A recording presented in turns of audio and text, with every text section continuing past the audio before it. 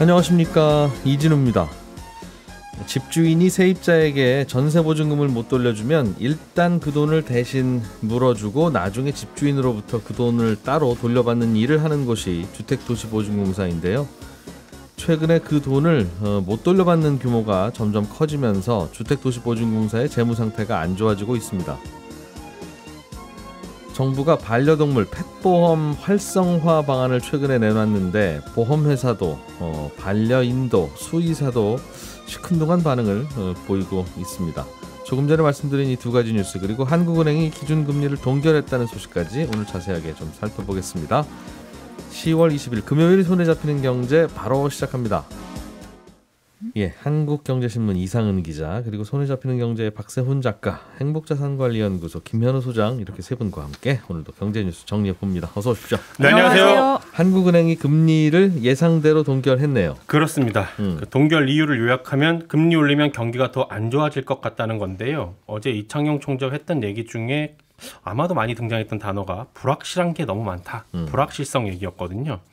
이 한동안은 경제에 부담이 될 건 알지만 그래도 금리를 계속 빨리 올리는 게 물가를 그래도 좀 빠르게 잡을 수 있다는 게 한은의 생각이었다면, 지금은 생각보다 물가는 빨리 안 잡히면서 금리를 빠르게 올린 부작용은 커지고 있는 상황이라서 한국은행의 고민은 여기서 금리를 또 올려서 혹시라도 경기가 망가지는 리스크가 있을 거고, 근데 금리 인상을 안 하고 있다가 물가가 잡히지 않고 다시 오르게 될 가능성 사이에서 어떻게 해야 할지 모른다라는 게 한은의 고민이거든요. 경기를 좀 살리려면 금리를 내려야 할 것 같기도 한데, 그렇다고 경기에만 초점을 맞춰서 기준금리를 내리기에는 가계부채, 환율, 물가가 문제잖아요. 특히 지금 중동 사태가 어떻게 전개가 될지 모르는 상황이라서 혹시나 여차하면 국제유가가 오르면서 물가가 다시 오름세로 돌아설 수도 있고요. 물론 반대로 아닐 수도 있고요. 가계부채가 다시 느는 걸 보면 올려야 할 것 같기도 하지만 지금도 이미 이자 부담이 예전보다 많이 커진 상황이라서 이러지도 못하고 저러지도 못하니 일단은 한 번 더 지켜보자는 쪽으로 결론을 냈다는 게 시장의 해석입니다. 올려야 할 이유와 내려야 할 이유가 다 있다. 다 있습니다. 앞으로 가자니 이게 걸리고 뒤로 후퇴하자니 또 이게 걸리는 그런 상황이라서 일단은 제자리에 멈춘 걸로 보입니다. 이 대체로는 올려야 할 이유나 내려야 할 이유 쪽으로 기우는 게 정상인데, 네. 이게 이렇게 다 섞여 있으면 참 난치잖아요. 이게 사실은 그렇습니다. 또 사실은 그런 그걸 고민하지 말라고 한국은행을 좀 독립시켜준 것도 있는데, 예. 사실은 그렇게까지 또 못하고 있는 상황이죠. 그러게요. 사람으로 치면 운동 좀 하시면 됩니다 하면 네. 운동만 하면 되는데, 네. 운동을 하기는 해야 되는데 또 하자니 또 이게 약해서 운동하시면 또 안 되는 거고, 무릎 관절이 안 좋아질 수 있어요라고 하면 뭐 그러면 좀 어려운 상황이지요. 그렇습니다. 그래서 시장도 결국은 하느니 동결할 거다라고 예상을 했던 거고, 그렇죠. 그래서 그 결과가 나온 것 같은데, 네. 어제 회의에서 좀 그래도 눈여겨볼 만한 건 다른 건 뭐가 없었습니까? 어제 좀 있었어요. 어제는 금통위 내부 의견이 이제 갈리기 시작했다는 겁니다. 예. 올해 2월 이후에 있었던 모든 회의에서 금통위 의견은 늘 같았어요. 만장일치로 이번엔 동결. 그리고 앞으로 금리를 어떻게 할 거냐에 대해서는 만장일치로 한 차례 정도 인상 가능성을 열어둬야 한다. 예. 이렇게 통일된 의견이 늘 나왔거든요. 그런데 평소와는 다른 의견 두 가지가 어제 나왔습니다. 하나는 단순히 금리 인상 가능성을 열어둬야 한다 정도가 아니라 지금 가계부채가 걱정이니까 더 늘기 전에 빨리 올려야 한다. 이런 강한 인상 의견이 하나 나왔고요. 예. 또 다른 의견으로는 3개월 정도 지켜보긴 해야겠으나 내릴 가능성도 열어둬야 한다라는 거였습니다. 이게 한국은행이 기준금리를 올리기 시작한 게 2년 전 8월이었는데 그때 이후로 금통위원 입에서 금리 인하 가능성이 언급된 건 어제가 처음이었거든요. 물론 이 두 가지 다른 의견에 대해서 이창용 총재가 어제 다른 의견이 있었다라는 거지, 이게 곧 바로 금리를 올릴 거라는 혹은 내릴 거라는 신호를 주는 건 아니다라고 선을 긋긴 했습니다만, 아무튼 금통위원 내부에서 다른 의견들이 나왔다라는 건 어제 회의의 특이한 상황이었습니다. 대체로는 이견이 나와도 동결할 거냐 내릴 거냐, 예. 이 사이에서 이견이고, 네. 동결할 거냐 올릴 거냐, 네. 이제 이 사이에서 이견인데, 올리자 내리자 이견이 있다는 거군요. 그렇습니다. 와, 알겠습니다. 네. 그런데 짧게 보면 당분간은 금리가 오늘보다는 내일 금리가 높고 내일보다는 모레 금리가 좀 높을 것 같다는 게 시장의 예상이죠. 그렇습니다. 어제 채권 시장에서 국고채 금리가 다 올랐어요. 특히 5년물 이상의 장기물 국고채 금리가 모두 연 고점을 찍었거든요. 채권 금리가 크게 뛰어오른다라는 건 고금리 기조가 좀 더 갈 거라는 생각을 시장에서 하고 있다는 의미입니다. 네. 게다가 지금 미국 국채 금리가 최근에 많이 오르면서 10년물 미국 국채 금리가 어제 5%를 이제 넘었거든요. 어제 파월 연준 의장이 미국 물가가 여전히 높다 이런 얘기를 하면서 아이고 그럼 미국 기준금리가 혹시 또 오를 수도 있겠구나라는 생각이 국채금리가 오른 건데 미국 국채금리가 오르면 한국 국채금리도 이제 함께 오르는 경향이 있다 보니까 시장에서는 미국도 그렇고 우리도 그렇고 앞으로 이제 고금리가 더 이어지거나 혹은 기준금리를 또 올릴 가능성도 있다 이렇게 보고 있는 겁니다. 야. 그러니까 미국에서는 10년 동안 미국 정부한테 돈을 빌려주면 매년 연 5% 이상을 10년간은 드리겠습니다 하는 상품이 있다는 거네요. 그렇습니다. 야, 노후 준비하시는 분들 입장에서는 굉장히 찬스라고 보여지기도 하는데요. 그렇죠. 근데 이제 투자할 돈이 없다는 게 문제긴 합니다만 노후 준비해야 되는 분들 입장에서는. 예. 자, 이상은 기자가 준비해 오신 소식으로 넘어가 보겠습니다. 네. 주택도시보증공사 잠깐 말씀드렸지만 집주인이 전세금을 못 돌려주거나 안 돌려주면 네. 집주인 대신 일단 세입자한테 돌려줘서 이사 가게 해주고 네. 나중에 이제 집주인한테 어떻게 된 겁니까? 이제 하고 전화해서 네. 돌려받는 그런 일을 하는 건데 여기가 재정 상황이 안 좋아졌어요? 예, 그렇습니다. 올해 손실이 상당히 큽니다. 사실 이제 주택도시보증공사가 작년에도 창사 이래 처음으로 적자가 났다고 합니다. 근데 올해는 이제 그거가 더 커질 것으로 예상이 되는데요.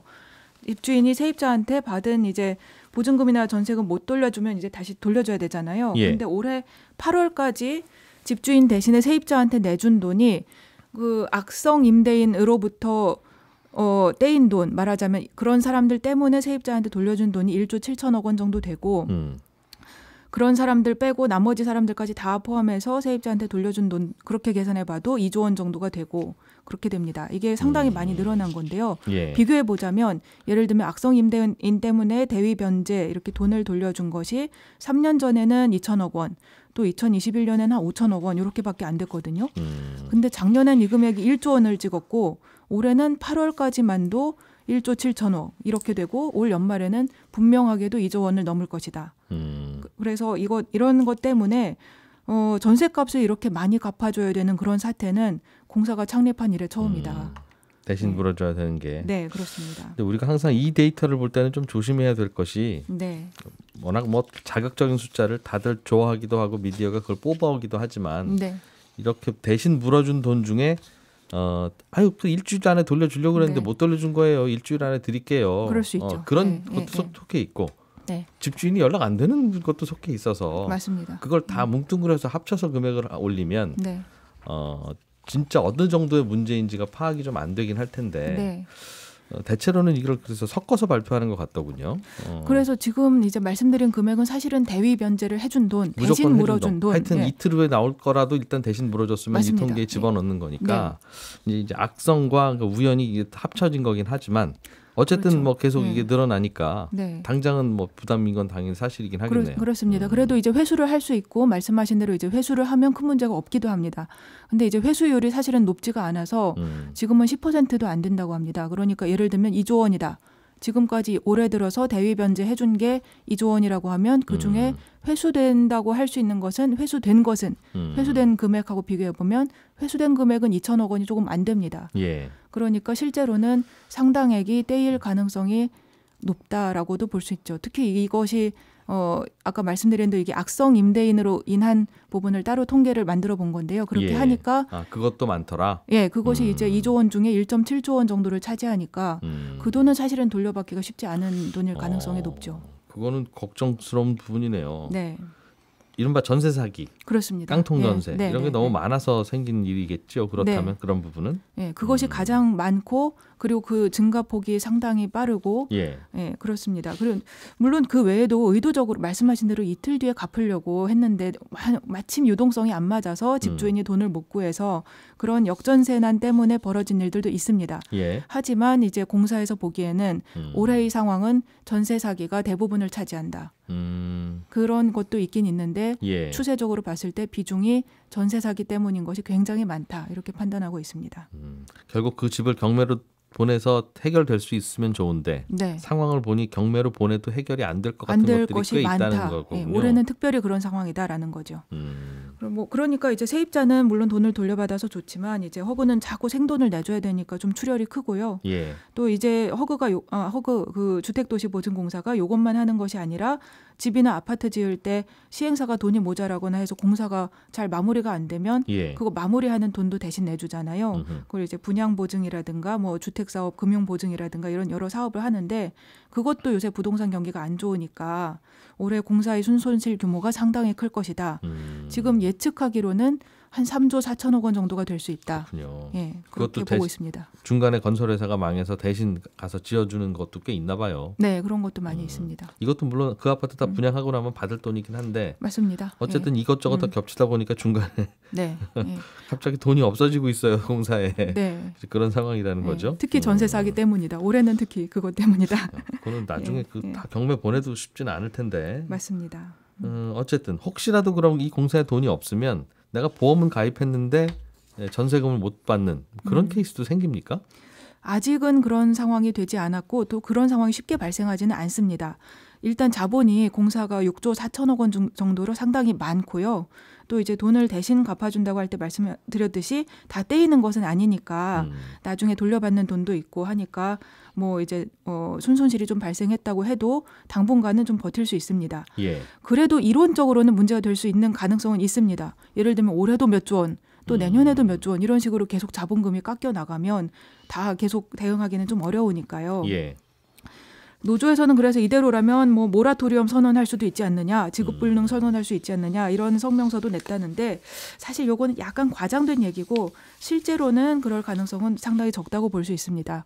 뭐 첫째는 이제 공사니까 정부가 그런 일이 발생하도록 가만히 놔두지는 않을 것이고요. 왜냐하면 만약에 공사에서 문제가 생기면 국가 신용도 전체에 영향을 받을 수 있으니까요. 또 둘째는 이제 손실이 계속 늘어나기만 하지는 않는 것이 대부분입니다. 왜 그런가 하면 이제 부동산 계약은 보통 2년 단위로 하는데요. 예. 2년 동안에 전세가가 확 떨어져야 집주인이 돈을 못 내주는 그런 역전세난이 발생을 하고 그래서 공사가 손실을 많이 보고 이렇게 되지 않겠습니까? 예.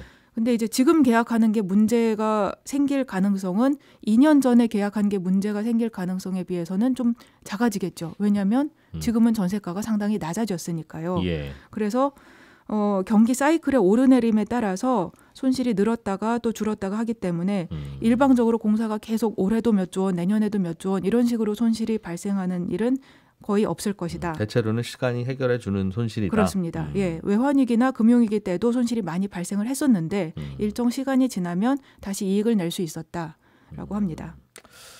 알겠어요. 뭐 약간 과장된 숫자에도 들어 있고 말씀하신 대로 또 이걸 발라내다 보면 또 뼈가 있기도 하고 그렇게 하는 것 같은데 그렇다고 해서 괜찮을 것 같아요. 뭐 이럴 때도 있고 저럴 때도 있죠. 하고 넘어가자니 약간 불안해서. 네, 예, 좀 해결하고 넘어가야 될 거는 없습니까? 맞습니다. 사실은 해결해야 되는 큰 이슈가 있습니다. 그 바로 보증 배수인데요. 공사가 보증을 무제한으로 서줄 수는 없습니다. 자기 자본의 몇 배까지만 보증서를 끊어줄 수 있다는 한도가 있거든요.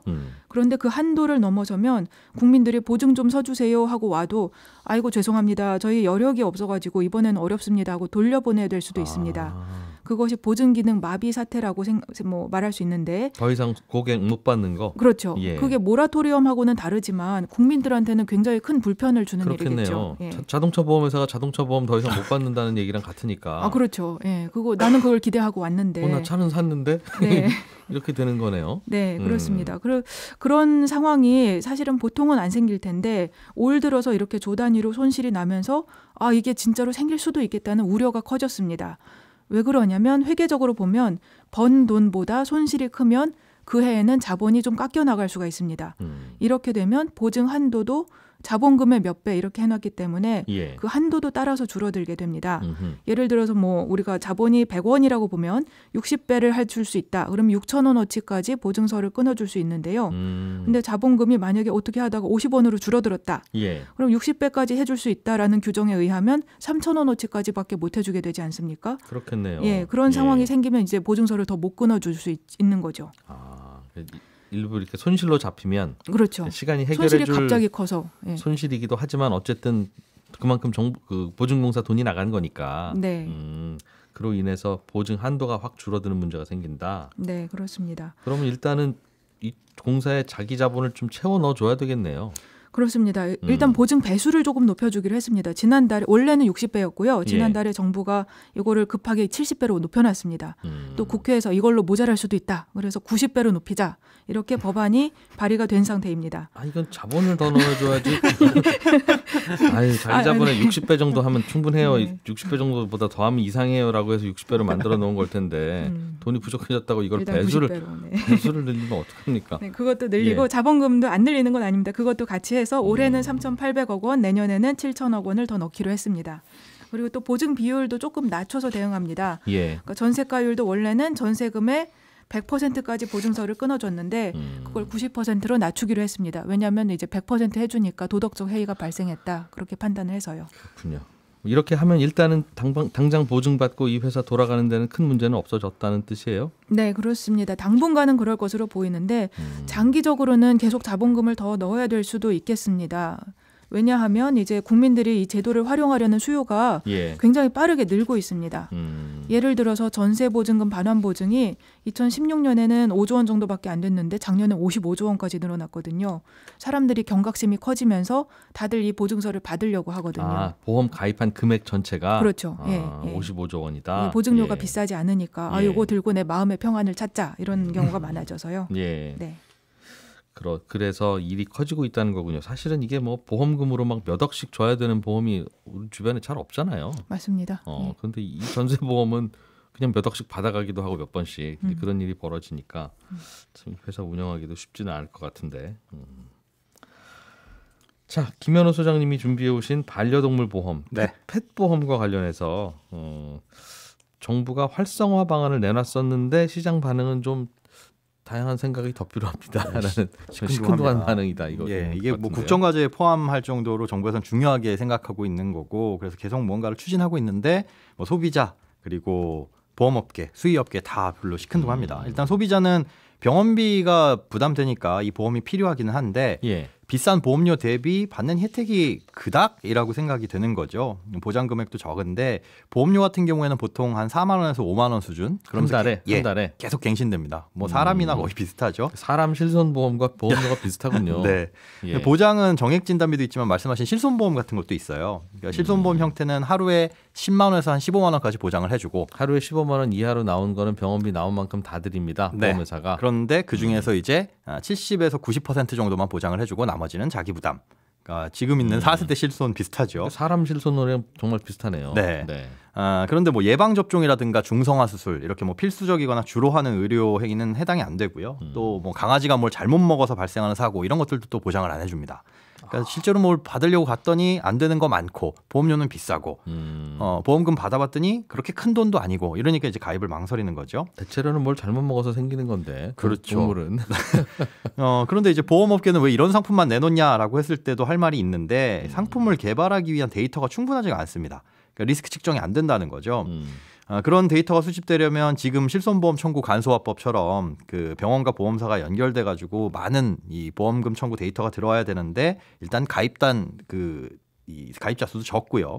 그리고 진료 수가라든가 의료 행위가 자세하게 공개될 필요가 있는데 그런 것도 지금 미비합니다. 병원마다 치료비가 다 달라서 다 다릅니다. 천차만별입니다. 뭐 사람의 비급여 의료비하고는 비교도 안 될 정도로 다르거든요. 그리고 또 강아지나 개 같은 경우, 고양이 같은 경우에는 신분증이 없다 보니까 물론 이제 반려동물 등록제를 시행하고 있긴 한데 고양이는 또 의무가 아니에요. 그러다 보니까 가입하려고 보면 사진을 올려서 그 사진으로 이 고양이가 그 고양이인지를 식별하거든요. 그러다 보니 고양이 여러 명 기르는 분은 한 명만 가입시켜놓고 아플 때마다 얘 데리고 가서 그쵸. 얘가 메리입니다. 라고 하면 된다는 뜻이에요? 네, 그게 보험 사기이긴 한데 그럴 우려까지도 있다는 거죠. 알겠습니다. 좀 보완 좀 해야 되겠네요.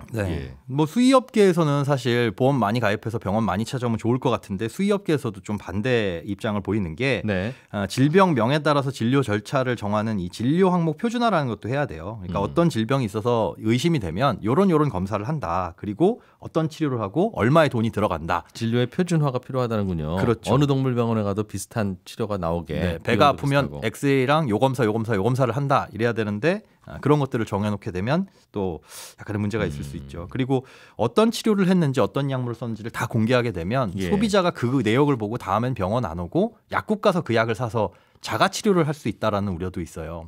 그렇게 되면 큰 문제라기보다는 이런 셀프 치료가 늘어나면서 수의료 체계가 불안해질 수 있다라는 게 이제 수의업계 생각인 거고요. 동물약이 이름만 대면 일반 의약품으로 약국 가서 살 수 있나 봐요? 처방전을 일부 제외하면 그런 것들은 살 수가 있습니다. 아, 그럴까 봐. 네. 그래서 이런 것들을 개선해야 수의사들도 많이 불편해진다 그 말이군요. 맞습니다. 자, 친절한 경제로 이어가겠습니다. 오늘은 청취자 김자현 씨가 이스라엘과 하마스가 전쟁을 크게 벌이면 금리와 주가는 어떻게 될지 궁금한데요. 전문가들의 이야기를 들어보면 금리는 오를 수도 있고 내릴 수도 있다고 하고 주가도 오르기도 하고 내리기도 한다는데 왜 그런 전망들이 나오는 겁니까? 이런 질문을 보내오셨습니다. 어떤 일이 터졌을 때 금융시장은 어떻게 될 거냐 그런 질문에 대해서는 정답이 있는 게 아니라 항상 이럴 수도 있고 저럴 수도 있다가 답입니다. 이렇게 생각하는 사람도 있고 저렇게 생각하는 사람도 있으니까 가격이 형성되고 거래가 되는 거지 금리가 다 올라간다고만 생각하거나 금리가 하락할 거라고 다들 믿으면 아무도 돈을 빌리거나 빌려주지 않고 주식도 다 사거나 다 팔지 누구는 사고 누구는 파는 일이 안 생기겠죠. 이스라엘과 하마스의 전쟁도 마찬가지일 겁니다. 전쟁 그 자체는 경제에 도움될 게 별로 없지만 그로 인해서 사람들의 심리가 위축되면 중앙은행들이 금리를 내리고 돈을 풀어서 경기를 살리려고 할 거고 그러면 결과적으로는 전쟁이 안 일어난 상황보다 오히려 경기가 더 좋아질 수도 있는 거고요. 그럼 경기를 계속 살리기만 하는 게 좋은 거냐 하면 또 그렇지도 않습니다. 경기가 나빴으면 망했을 기업인데 경기를 인위적으로 살리다 보니 안 망하고 계속 버티고 연명하게 되면 오히려 결과적으로 좋지 않거든요. 기업은 토지나 공장이나 직원 같은 사회적 자원을 끌어다 쓰는 조직인데 경쟁력 없는 기업이 계속 안 망하고 유지만 간신히 하다 보면 다른 곳으로 갔더라면 훨씬 더 효율적으로 쓰였을 그 토지나 공장이나 직원들이 계속 낭비되는 일이니까요. 그래서 장기적으로는 좋은 일이 단기적으로는 고통스러운 일이기도 하고 또 단기적으로는 다행인 일 같아도 그게 장기적으로는 나쁠 수가 있어서 이게 좋은 소식입니까? 나쁜 소식입니까를 판단하는 게 참 쉽지 않습니다. 그래서 주식시장에서는 주가의 나쁜 소식과 주가의 좋은 소식을 구별하기가 참 어렵습니다. 이번 전쟁과 관련해서는 당연히 단기적으로야 좋은 소식은 아니지만 지금은 미국이 경기가 너무 뜨거워서 금리를 올릴 수밖에 없는 상황 때문에 금융시장이 불안한 상태니까 오히려 경기가 좀 식는 계기가 될 수도 있지 않겠느냐 하는 낙관적인 전망도 나오고 있고요. 또 전쟁이 격화돼서 국제유가가 많이 오르면 그 충격 때문에 경기가 나빠지기도 하지만 또 금리는 내려가서 주식 투자하기는 오히려 더 좋은 시기가 될 수도 있고요. 전쟁이 장기화돼도 그게 다른 나라들 공장 돌리고 무역하는데 별 지장이 없으면 또 주가에는 별 영향이 없기도 합니다. 질문 보내주신 김자현 씨께는 저희가 준비한 기프티콘 보내드리겠습니다. 지금까지 이진우였고요. 저는 다음 주 월요일 아침 8시 30분에 다시 오겠습니다. 함께해 주신 여러분 고맙습니다.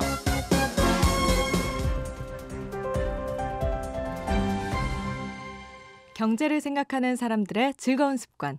이진우의 손에 잡히는 경제.